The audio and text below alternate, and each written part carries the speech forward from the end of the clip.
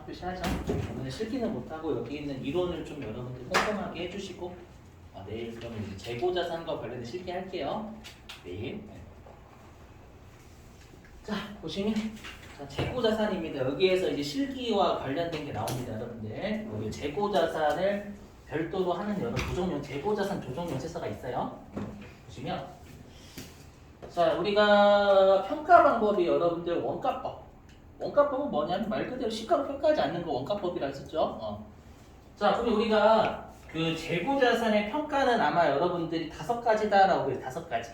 뭐냐 개별법 아시죠, 여러분들?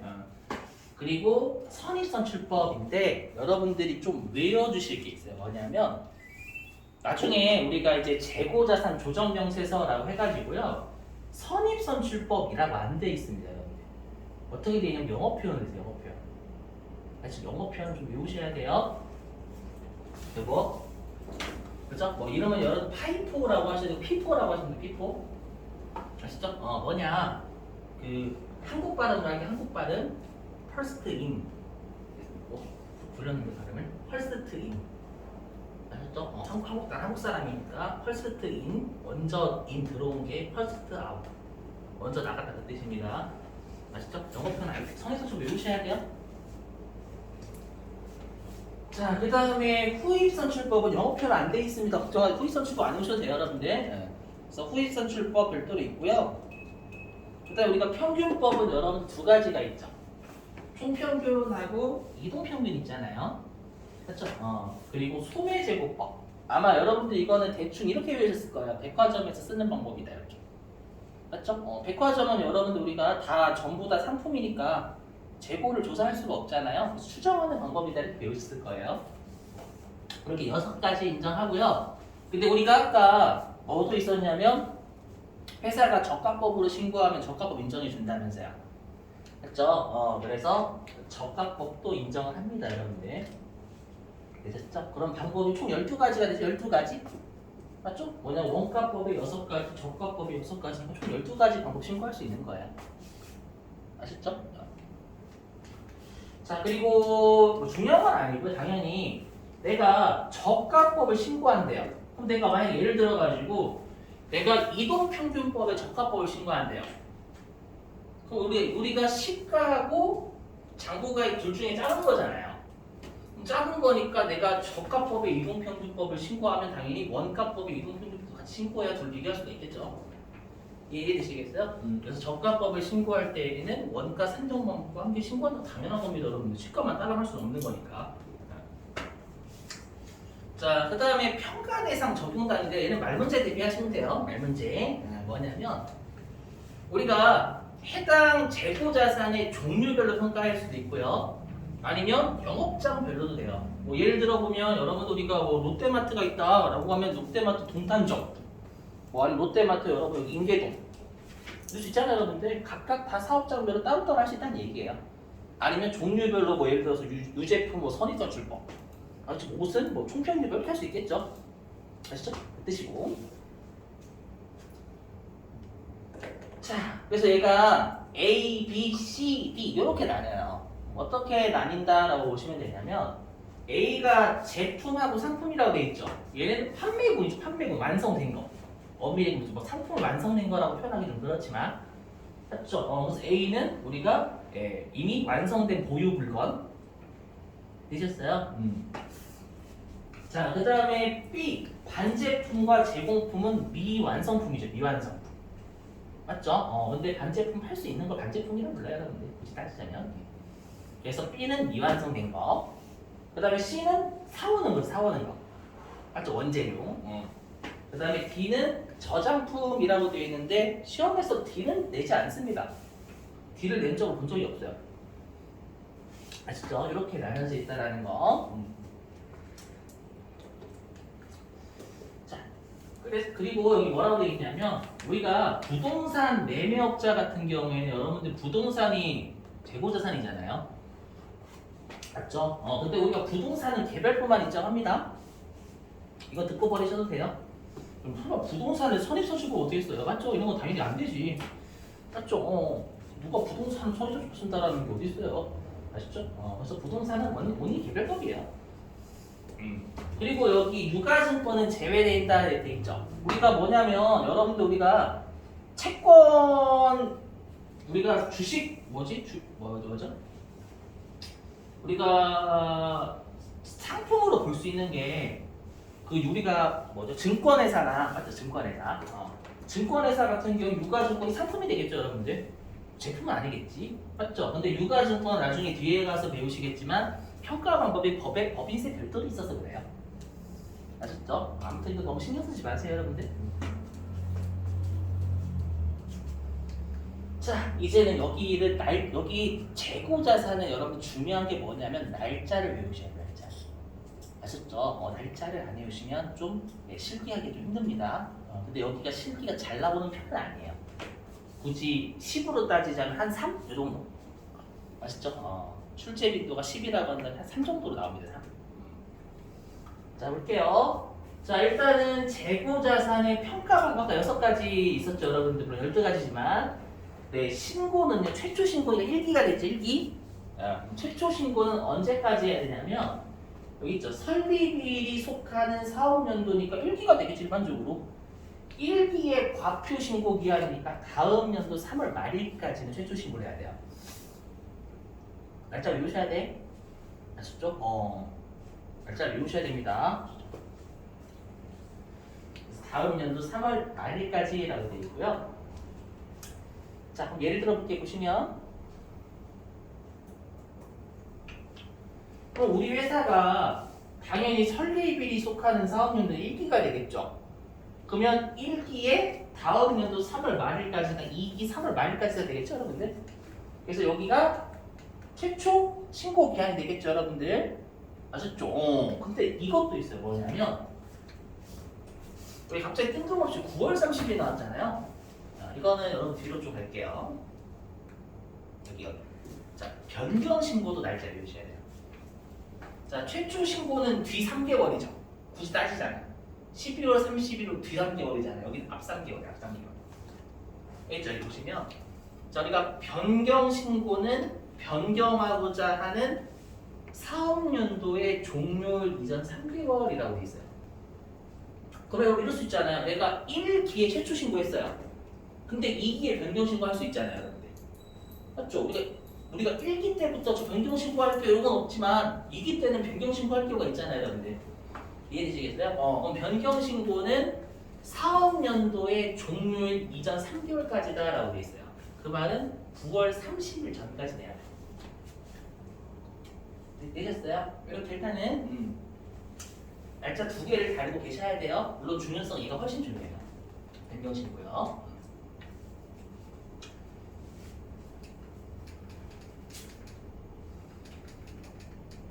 일단 왜 그런지 설명드리면 듣고 버리셔도 돼요. 내일 제가 다시 설명할 거니까.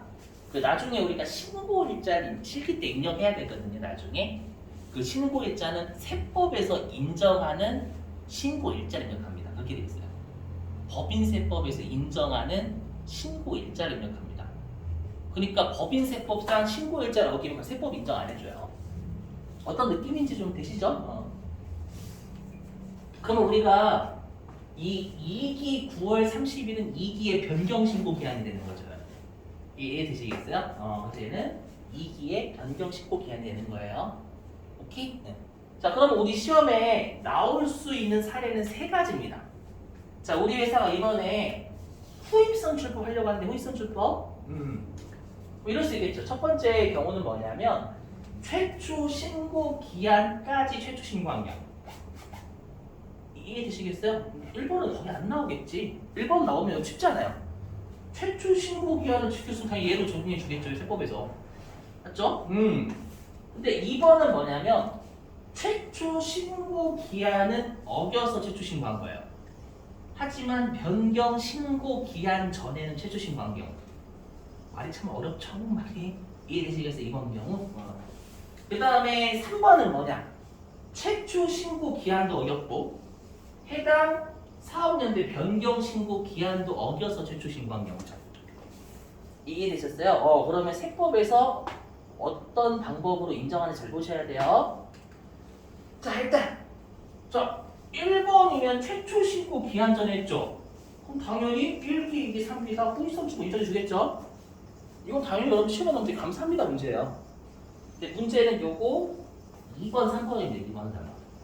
그죠? 2번, 3번의 문제예요. 자, 일단 2번. 자, 최초 신고 기한을 어겨서 최초 신고했죠. 그죠? 그럼 세법에서는 이건 1기 때는 신고 안 한 것으로 봐요. 최초 신고 기한을 어겨서 최초 신고한 무신고로 본다 이렇게 돼 있어요. 아시죠? 그래서 무신고로 본다 이렇게 돼 있습니다. 그러면 여러분들 웃기죠, 뭐냐? 그러면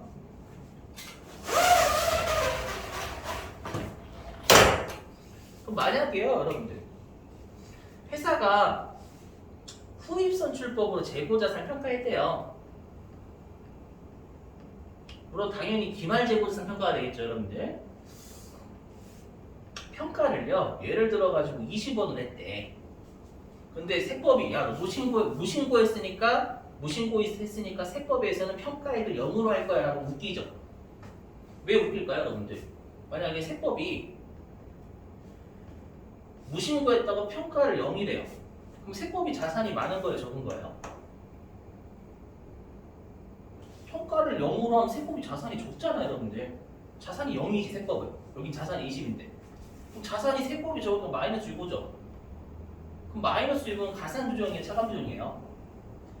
차감조정이잖아요. 차감조정이면 세법상 소득이 줄어드는 거죠. 그럼 무신고를 했는데 만약에 세법이 재고자산의 평가액을 0으로 보게 되면 세법이 너 차감조정 마이너스 6이니까 세금 내지만 이거는 똑같잖아. 웃기지. 무슨 말인지 이해되셨어요? 그렇기 때문에 무신고하게 되면 세법에서는 이걸로 평가하는 것으로 본다 이렇게 봐요. 아시죠? 뭐냐면 그게 선입선출법.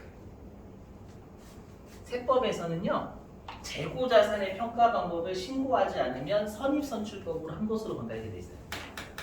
왜냐하면 여러분 이미 좀 배우셨을 거예요. 뭐냐면 우리가 무신고하면 대부분의 회사들이 많이 쓰는 방법으로 해요. 우리가 재고자산 중에서 가장 회사들이 많이 하는 게 선입선출이라 배우셨잖아요. 근데. 아셨죠? 그럼 네가 신고하지 않으면 대부분의 회사들이 하는 방법을 평가하는 것을 볼게. 그렇게 보는 거야. 되셨죠? 그래서 무신고하게 되면 선입선출로 보는 거니까 조심하셔야 돼. 무슨 말이냐면 나중에 세법상 금액 입력한단 말이에요. 근데 무신고했다고 여러분들 입력을 안 하시면 큰일 난다. 나중에 선입선출에 넣으셔야 돼. 세법에서는 무신고하게 되면 선입선출법으로 우리가 평가한 것을 보는 거니까. 아셨죠? 이거. 그리고 한 가지 이유도 더 있어요. 여러분 무신고하게 되면 제재 때려야 되겠죠? 물가가 상승할 때 자산 금액이 가장 큰 게 선입이잖아요. 기억나시죠? 회계 1급 때부터 물가가 일반 상승하잖아. 물가가 상승하면 이익을 가장 높게 잡는 게 선입이라고 해주세요. 선입선출법. 그럼 이익이 커지니까 여러분들 세금을 더 때리겠다는 거야. 그러니까 최초 신고 잘하는 얘기죠. 무신고하지 말고. 되셨어요? 자, 근데 2기는 보세요. 2기는 근데 2기의 변경 신고 기한 전에 최초 신고했죠. 그렇죠. 그래서 뭐라고 되냐면 변경 신고 기한 전에 최초 신고하면 이때는 우리가 신고를 한 것으로 본다 이렇게 돼 있어요. 아시죠? 그래서 어떻게 되냐면 보시고 계시죠. 자, 신고 기한이 경과된 후에 최초 신고한 경우가 되잖아요. 그럼 2번 아니면 3번이죠. 신고 기한이 지나서 최초 신고하면 2번이나 3번이잖아요, 여러분들. 맞죠? 이렇게 있어요. 변경 신고 기한 내에 변경 신고하는 경우 변경한 사업연도부터 재고자산의 평가 방법을 적용되게 돼 있어요. 그럼 엄밀히 얘기하면 우리가 최초 신고 기한을 지나서 최초 신고한 거죠. 하지만 변경 신고 기한 전에 한 거잖아요. 그럼 이거는 변경 신고한 것으로 보는 거예요. 물론 형식은 최초 신고지만, 맞죠? 형식은 최초 신고지만 그냥 변경 신고로 보는 거예요. 무슨 말인지 이해되셨어요? 그래서 얘는 이때 2기 변경 신고 기한 전에 최초 신고한 거잖아요, 여러분들. 그럼 얘는 변경 신고한 것으로 보는 거예요. 아셨죠? 그래서 이때는 2기 때부터 후입선출법 인정받을 수 있어요. 되셨어요? 오케이? 자, 그러면 3번은 뭐예요? 3번은 최초 신고 기한도 어겼고 변경 신고 기한도 어겼죠? 그죠? 그럼 당연히 1번하고 2번은 1기하고 2기는 무신고한 것을 모르는 거예요. 되셨어요? 동그라미 3번. 근데 동그라미 3번은 3기의 변경신고 기한 전에 최초 신고한 거죠. 3기의 변경신고 기한은 3기 9월 30일까지잖아요. 그 전에는 최초 신고한 거죠. 그럼 변경신고는 잘한 거죠. 3기의 변경신고 기한 전에 한 거니까. 이해되세요? 그럼 3기 때부터 네, 여기 후입선 출고 적용 받을 수 있는 거예요. 무슨 말인지 이해되시겠죠, 이거?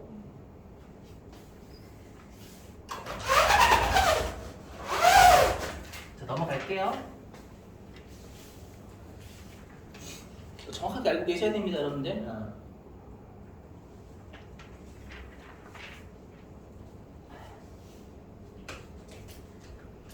자, 그 다음에 이제 변경신고 보시면, 자, 우리 회사 이렇게 한 거예요. 자, 보시면.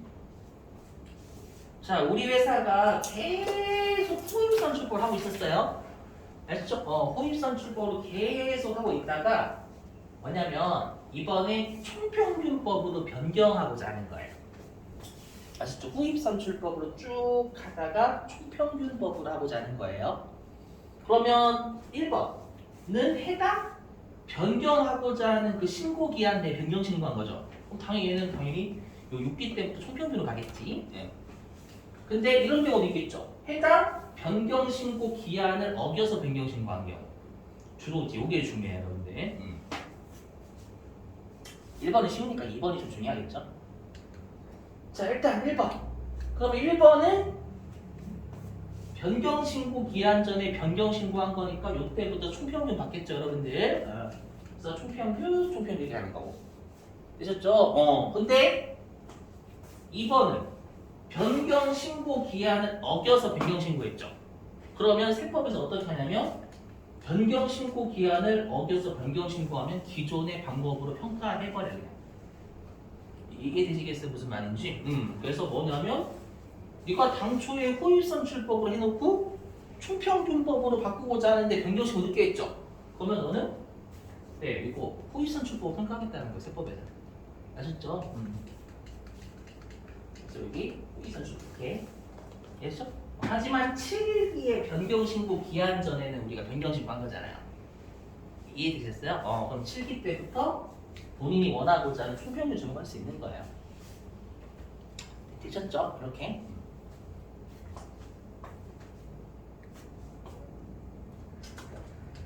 넘어갈게요. 이것도 계속 중요한 거 나와요.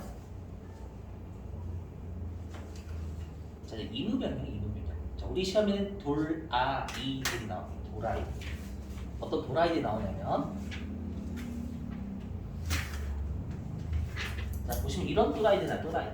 보시면 저 말고 재밌으라고 한 거예요. 또라이는 아니잖아요. 자, 또라이 하나 없고. 자, 뭐냐면 회사가 이렇게 했어.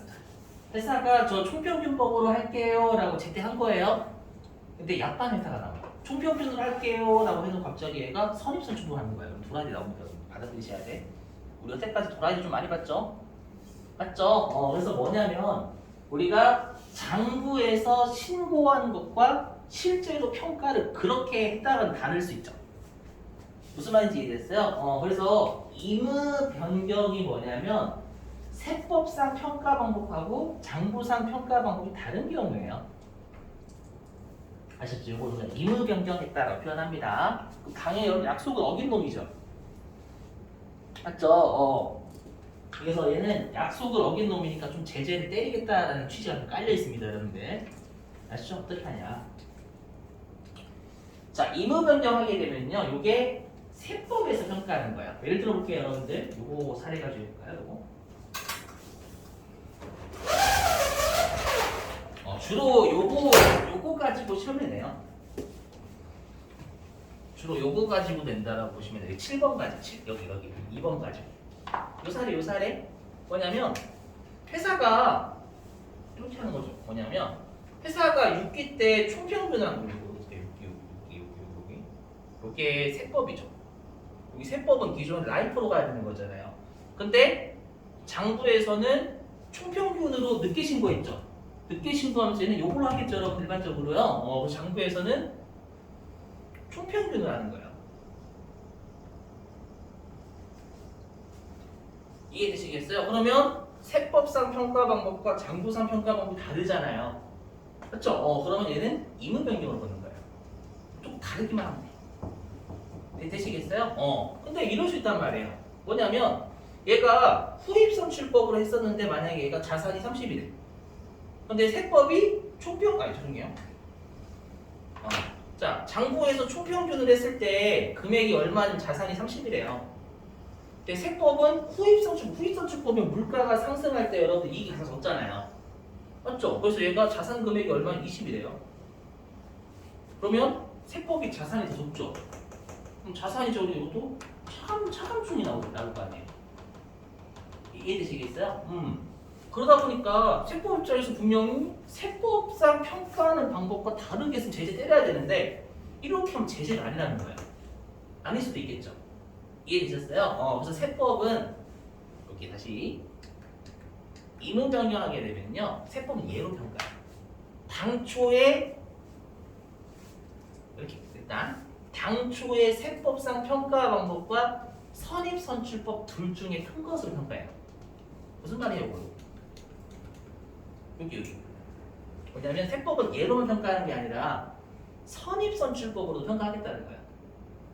선입선출법이 물가가 상승할 때 가장 이익이 크잖아요. 맞죠? 그럼 선입선출법에 따르면 40이래. 그럼 세법은 예로 평가하겠다는 거예요. 둘 중에 큰 거니까. 무슨 말인지 이해되셨어요? 그래서 임의 변경한다면 당초에 네가 세법상 평가 방법과 선입선출법으로도 평가하는 것과 둘 중에 큰 것으로 세법 평가하겠다는 거야. 무슨 말인지 이해되시겠어요? 그럼 이렇게 하면 제재일 거 아니에요, 여러분들. 이해되시겠죠? 맥스가 항상 맥스 제재잖아요, 제재. 자산이 크면 이익이 커지니까. 되시겠어요?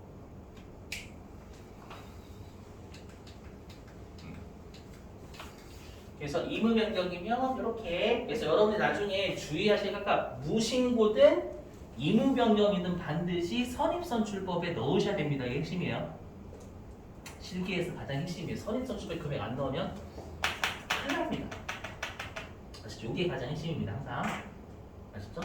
임의 변경이나 무신고하면 선입선출법으로 평가를 세법이 한다라는 게 핵심이에요.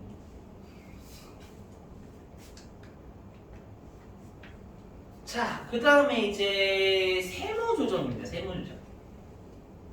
자, 세무조정인데 이게 좀 중요해요. 앞으로 좀 많이 중요할 거예요. 뭐냐면 여러분들이 세무조정은 단기 거라는 거, 단기. 맞죠? 단기라는 건 누적이에요? 아니면 여러분들 그냥 누적이에요? 아니면 누적 아닐 거예요? 단기면. 누적이 아니죠, 여러분들. 그냥 발생주의니까. 발생주의잖아요, 발생주의. 맞죠? 근데 여기는 좀 이상해요. 중요해요, 여러분들. 뭐냐면 여기 재고자산의 평가를요. 뭐냐면 단기의 차이를 조정하는 게 아니라 단기 잔액의 차이를 조정합니다. 단기 잔액. 그럼 잔액이면 누적이에요? 아니면 단기예요? 현금 잔액이. 자, 보세요. 우리 회사가 10기래, 10기. 우리 회사 10기인데 현금 잔액이 얼마다라는 건 누적이에요, 10기만이에요? 누적이지. 1기부터 10기까지 잔액이죠, 현금이면. 맞죠? 우리가 이렇게 하잖아요. 우리가 수익의 잔액은 이렇게 표현 잘 안 하잖아요, 여러분들. 맞죠? 현금 잔액은 부채 잔액 이러지. 현금 우리가 자산이나 부채나 이런 것들이 누적 아닙니까? 맞죠? 그러니까 누적으로 한다는 얘기잖아요, 여러분들. 근데 우리가 세무 조정은 단기 것만 해야 되거든. 느낌 오셨어요? 일단은 자, 그래서 잘 보셔야 돼요. 많이 중요합니다, 이거. 시험에 더럽게 냅니다. 왜냐면 얘는 세무 조정 별도로 돼요. 많이 내요. 그러니까 실기로는 해당 서류는 잘 안 내는데 세무 조정은 진짜 많이 내요. 별도로. 해보죠. 뭐냐면 1기 말에 장부상 재고자산이 100원이래, 100원. 1기 말에. 근데 세법상 재고자산은 120원이래요. 자, 얘는 이름도 기억하셔야 돼요. 뭐라고 하냐면 얘를 재고자산 평가 증이라고 하지 않습니다. 이름이 진짜 계산 방식이에요. 재고자산 평가 증 같잖아요, 여러분들. 왜냐면 세법이 더 많으니까. 맞죠? 아니, 평가감입니다. 왜냐하면 이 재고자산 항상 여러분 해석하실 때 세법에서 바라볼 때 장부가 어떻게 됐냐를 따져요. 세법에서 바라볼 때 장부가 재고자산이 감소돼 있잖아요. 이렇게 해요. 용어를 그지같이 외우셔야 돼요. 시험에 있다고 됩니다. 아셨죠? 좀 힘드시겠지만 이제 세법에서 알아볼 때를 생각하셔야지 그냥 고지고대 해석했다는 증이 되고요. 아셨죠? 그래서 얘는 우리가 세법 입장에서 알아볼 때 장부가 평가가 감소돼 있다는 뜻입니다. 힘드시겠지만 그리고 얘는 당연히 자산이 세법이 많으니까 유보가 되죠. 유보. 그죠? 그럼 유보면 가산주종인가요? 자감주종인가요? 가산주종인지 가산주종? 맞죠? 엄밀히 얘기하면 송금 불산입이에요. 왜냐? 여러분 이거 배우시는 T계정, 삼성 T계정 좀 잘렸는데 좀 보시면 우리가 기말재고잖아요. 기말재고. 그러면 기말재고하고 매출원가 같은 쪽에 있죠. T계정에서요. 처음 보시는 거 아니지? 맞죠? 그럼 기말재고가 올라가면 매출원가 줄어들잖아요. 그럼 세법이 기말재고가 높아지면 세법 매출원가 줄지. 세법이 비용이 줄니까 손금 불산입이에요. 미리. 근데 우리는 어차피 입금 산입이라는 상관없잖아요. 아쉽죠? 그래서 원래 이렇게 되면 그냥 무시하셔도 돼. 그냥 가산주종이도 그냥 입금 산입하셔도 된다. 아셨죠? 무슨 말인지? 그래서 재고자산 평가감은 여기서 썼어요. 세법에서 바라볼 때 장부가 어떻게 돼 있다는 뜻입니다, 여러분들.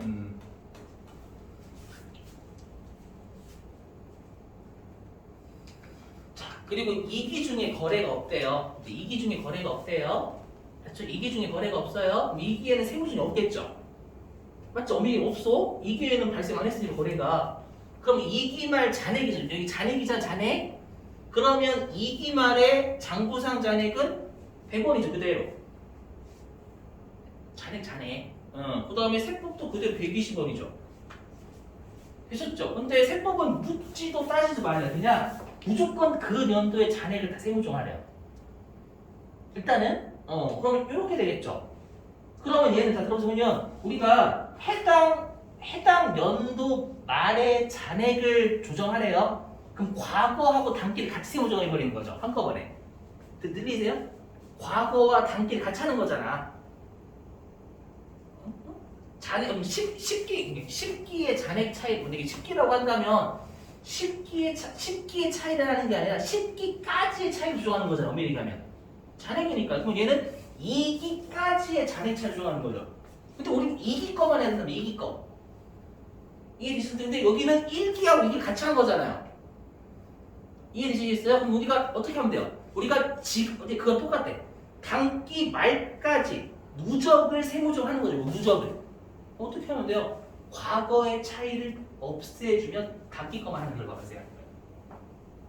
맞죠? 누적으로 한 다음에 과거 거를 없애주면 단기 거만 하는 결과잖아요. 어떤 느낌인지 이해되세요? 마치 우리가 그 진행 정도에서 누적 진행률에서 과거 입금 빼산 과 똑같은 거예요. 이해되세요? 무슨 말인지? 넘어갈게요.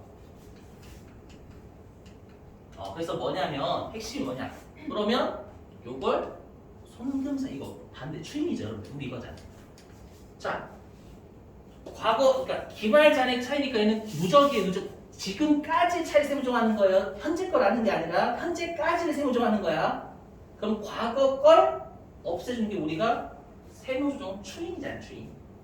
맞죠? 그래서 어떻게 하냐면 과거의 세무정 2기 입장에서는 과거죠. 1기가 과거의 세무정 바로 추임해 주시면 돼요. 그러면 2기는 이렇게 되는 거죠. 2기의 세무정이 2개 나오는 거잖아요.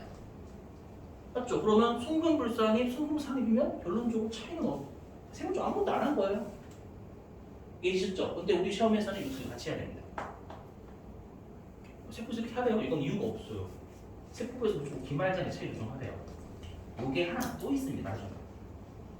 아시죠? 항상 잔액의 차이를 조정하면 그건 누적으로 한 거니까 과거 걸 추인해주면 단기 거만 하는 결과가 발생하는 거예요. 그럼 단기 거는 안 한 거나 마찬가지잖아. 하나는 가산주종, 하나는 차감주종입니다. 되시겠어요? 이렇게 됐습니다, 여러분들. 일단 오늘 여기까지 할게요. 자, 일단 여기까지 하고요. 우리 내일 이어가지고 여러분들 재고자산과 관련된 실기하겠습니다. 마치 수고하셨습니다. 네, 감사합니다.